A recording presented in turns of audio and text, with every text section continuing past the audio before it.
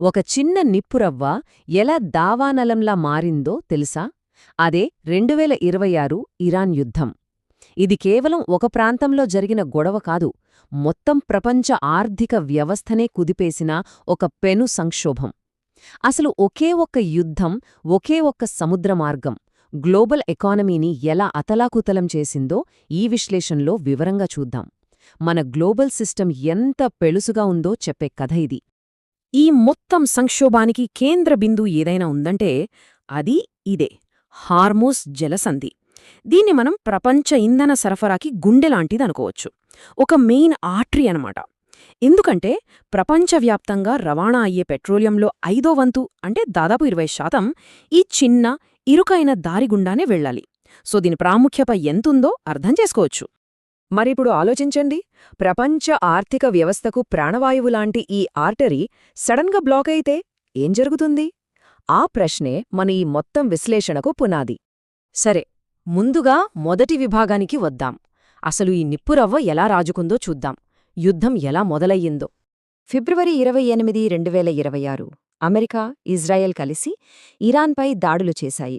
వెంటనే ఇరాన్ కూడా గట్టిగామే స్పందించింది. వాళ్లు కేవలం ప్రతీకార దాడులతో ఆగలేదు. చాలా తెలివిగా ప్రపంచ ఆర్థిక వ్యవస్థ యొక్క బలహీనమైన నరాన్ని నొక్కారు.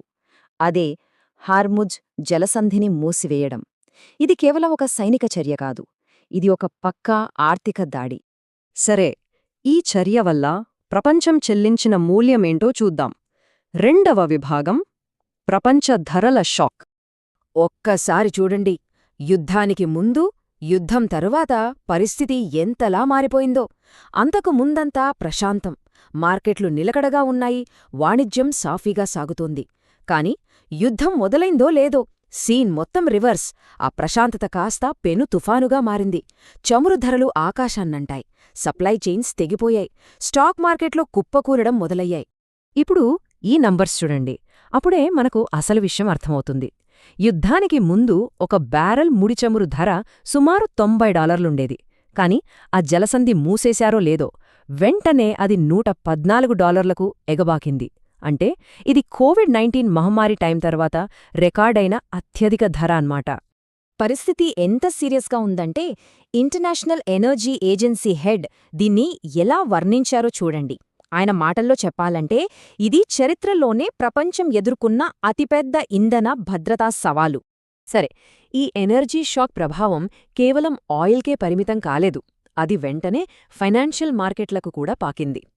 America stock market index Dow Jones March 2న అంటే ఒక్క రోజులోనే 400 పాయింట్లకు పైగా పడిపోయింది. ఇది ప్రపంచవ్యాప్తంగా మార్కెట్లలో ఒక రకమైన భయాన్ని, అస్థిరతను సృష్టించింది. అయితే ఈ పెద్ద పెద్ద నంబర్స్, ఈ స్టాక్ మార్కెట్ పతనాలు ఇవన్నీ యుద్ధం జరుగుతున్న ప్రాంతానికి వేల కిలోమీటర్ల దూరంలో ఉన్న సాధారణ ప్రజల జీవితాలపై ఎలాంటి ప్రభావం చూపించాయో చూద్దాం. జర్మనీలో పెట్రోల్ పంపుల దగ్గర ధరలు చూసి జనం షాక్ అయ్యారు.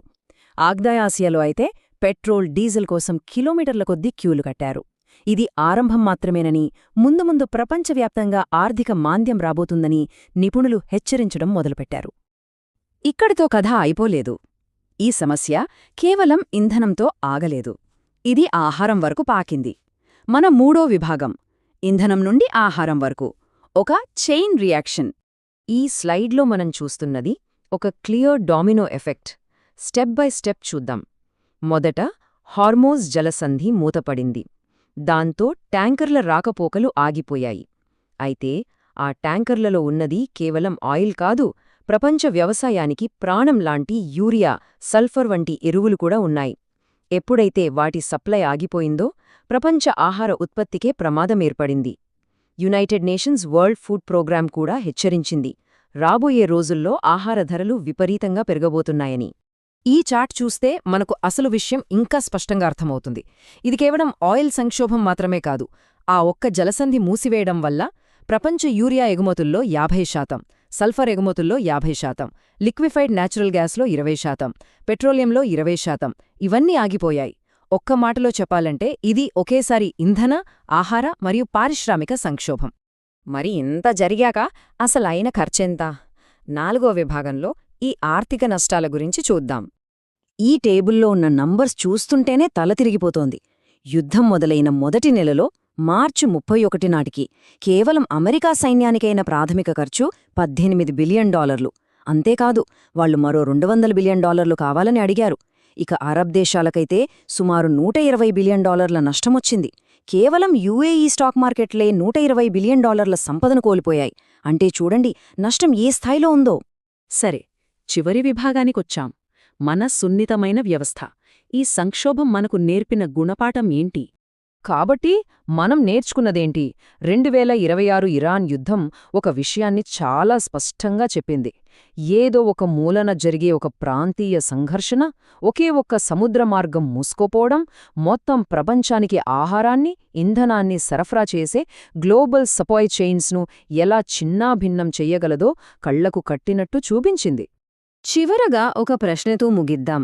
ప్రపంచ ఆర్థిక వ్యవస్థకు ప్రాణాధారమైన ఈ రక్తనాళాలు మనమనుకుంటున్న దానికంటే చాలా బలహీనంగా, ప్రమాదంలో ఉన్నాయా?